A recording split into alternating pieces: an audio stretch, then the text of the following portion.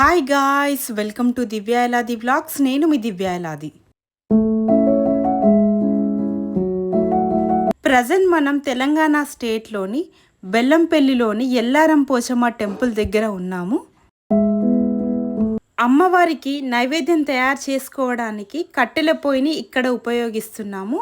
ఈ కట్టెల పొయ్యి మీద నైవేద్యాన్ని తయారు చేసి ఈ కుండలో పెట్టి అమ్మవారికి అయితే మనం సమర్పించాలి. నైవేద్యంతో పాటు మంగళహారతి, బట్టలు, సారెను కూడా తీసుకొని వెళ్ళాలి. ప్రజెంట్ మనం టెంపుల్ లోపల ఉన్నాము. టెంపుల్ లోపల ఉన్న మనం దేవతామూర్తుల విగ్రహాలను చూడండి.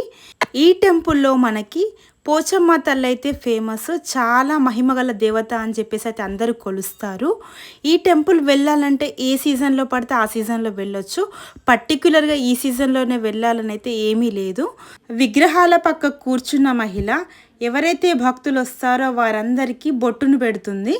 ఏవైనా శుభకార్యాలు చేసుకునే ముందు ఈ టెంపుల్కి వస్తే చాలా మంచిది.